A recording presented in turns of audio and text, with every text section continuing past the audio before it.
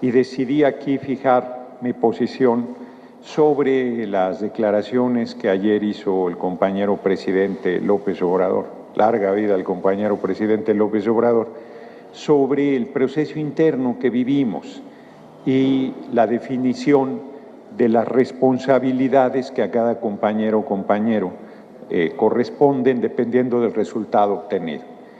Yo lamento que desde la máxima responsabilidad pública del país se promueva el sectarismo. Lo considero un error y yo no acostumbro leer mis intervenciones. No es una forma de oratoria que me guste y, sin embargo, hoy he decidido leer un documento para que sea muy preciso lo que digo y no tenga posibilidad, en lo posible, valga la redundancia, de distorsión. La palabra se cumple. Llega un tiempo en que el silencio es traición. Martin Luther King Jr. Escuché, no sin sorpresa, que el líder de nuestro movimiento, el excepcional compañero presidente López Obrador, que se asumió a sí mismo como garante de la unidad de nuestro movimiento y del cumplimiento de los acuerdos en el proceso interno que determinó la candidatura presidencial de la 4T, se desdecía de su responsabilidad y de su palabra.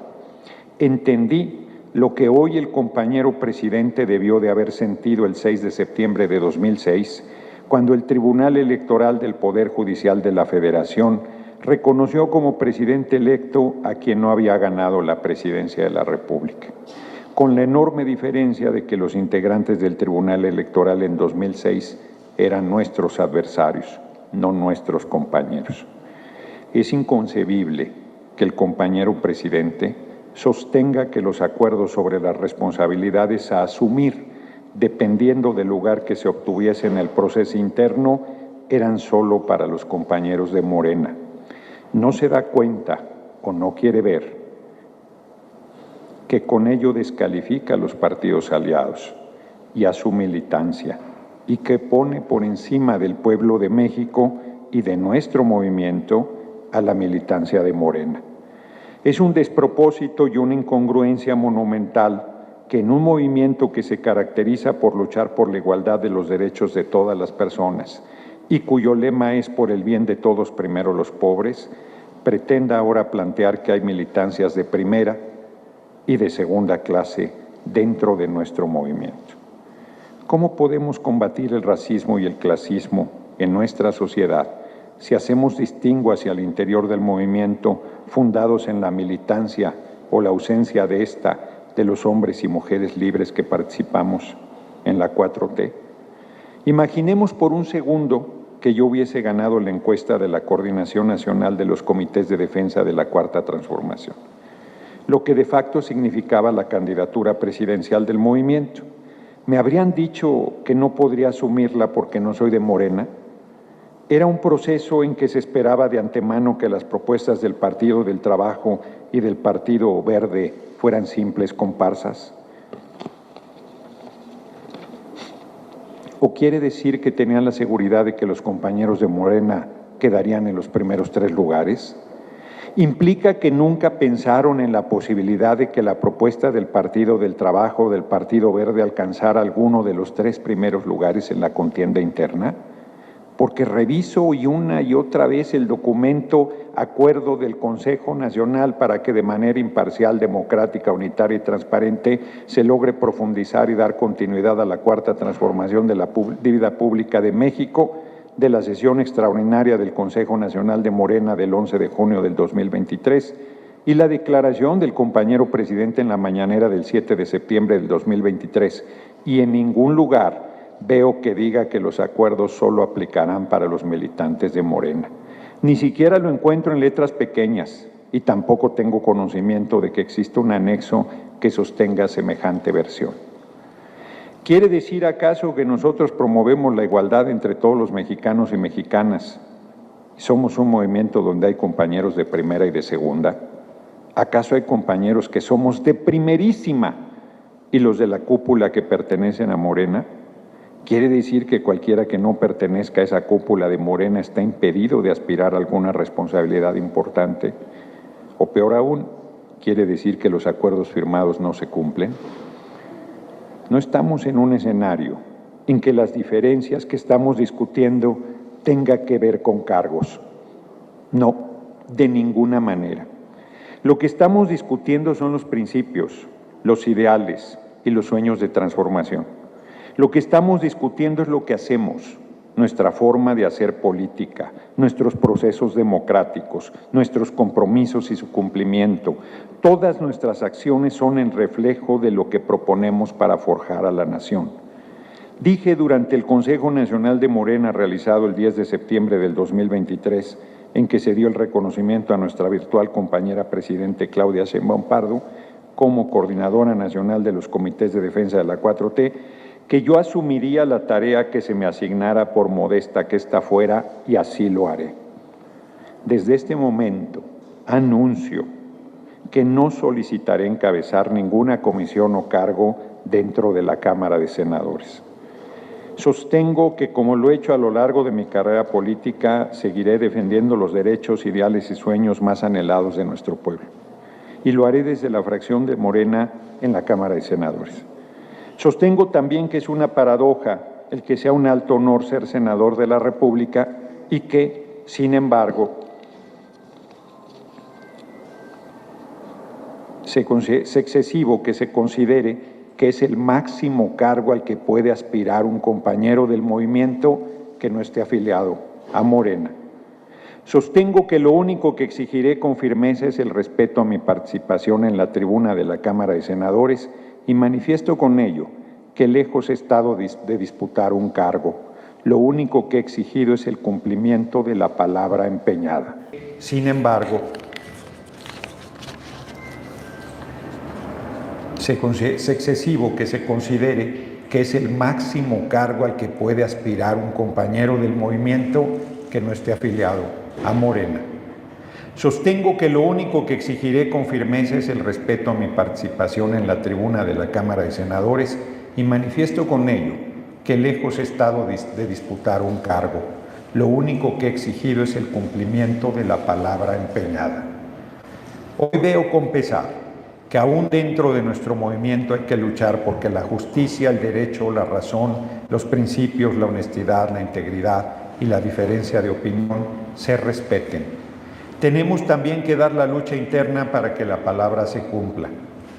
Hoy observo claramente que se quiere justificar con el espantajo de la no afiliación partidaria a incumplir y no respetar los resultados del proceso interno que determinó nuestra candidatura presidencial. A pesar de todo, esta situación no generará bajo ninguna circunstancia el que yo rompa la unidad del movimiento. Este pésimo escenario no evitará que defienda que yo deje de vender hasta el último segundo de su mandato al compañero presidente López Obrador y a su tarea realizada al frente de la presidencia de la República. Esta diferencia mucho menos me desviará del compromiso de apoyar con toda mi entrega desde el primer segundo de su mandato, el 1 de octubre del 2024, a la próxima compañera presidente Claudia Sheinbaum Pardo. Sin embargo, esta discrepancia no se debe dejar pasar.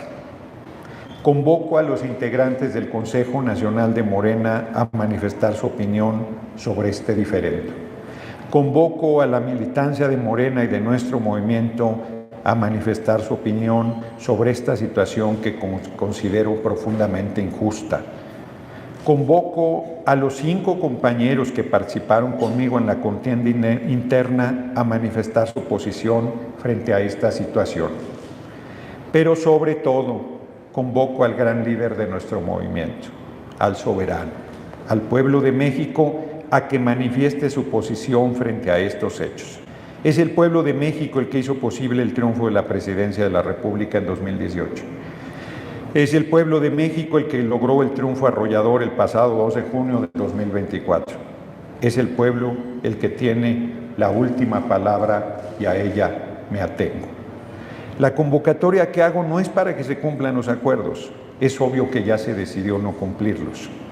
Lo que pretendo simplemente es que se siente un precedente para que esto no vuelva a suceder nunca más al interior de nuestro movimiento. No es la primera vez que se me cierran los caminos dentro del movimiento por pura mezquindad. Deseo y exijo que sea la última. Exijo con toda la fuerza de mi voz que no permitamos que este tipo de cosas se impongan al interior de nuestro movimiento, porque nos llevaría a un deterioro y nos alejaría de los objetivos de servir al pueblo y a la patria con honor y patriotismo.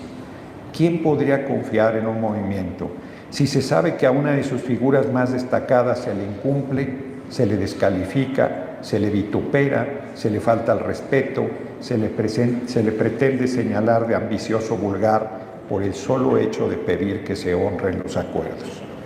No debo ni quiero quedarme en silencio frente a esta situación que me agravia, pero sobre todo que agravia a todos los mexicanos y mexicanas que respaldan mi aspiración y que avalan la manera en que contribuye a esta revolución sin violencia que es la Cuarta Transformación. No puedo ni debo quedarme callado porque, como bien decía Martin Luther King, todo creyente tiene la obligación moral de combatir la injusticia, y yo, como no creyente, estoy convencido que todo ser humano debe combatir la injusticia, y más obligación tenemos de hacerlo cuando la injusticia se impone sobre uno mismo. Pero en este caso la injusticia recae en los millones de mexicanos que han creído en nuestro movimiento y que lo respaldan activamente. No es un agravio personal solamente, es un agravio a los principios democráticos, a la honestidad, a la ética y a la vocación de servicio, y a todas las personas que ven en mi voz que los representan. Finalmente, que no se distorsione mi sentir, convoco a la unidad del movimiento, convoco a la unidad de los partidos del movimiento, convoco a la unidad del pueblo y convoco a erradicar las prácticas que hemos combatido durante toda la vida, a los principios de no mentir, no robar y no traicionar. Habrá que sumar lo de no simular y no claudicar. El pueblo tiene derecho a vivir y a ser feliz. Ricardo Flores Magón, Gerardo Fernández Noroña, Tepoztlán, Morelos, 26 de junio del 2024. Yo quiero cerrar, por si hubiese alguna pregunta, aunque creo que es bastante clara mi posicionamiento. Quiero cerrar poniendo un ejemplo que a la vez es anécdota. Me gustaría mucho conocer el despacho de la Presidencia de la República. Está por terminar el mandato del compañero presidente López Obrador y yo no conozco el despacho presidencial. En contrapartida, hoy mi virtual compañera presidente Claudia Sheinbaum Pardo me ha convocado, me ha invitado a que nos reunamos a la 1 de la tarde. Ahí estaré. Son dos tratos completamente diferentes entre compañeros y compañeras del movimiento.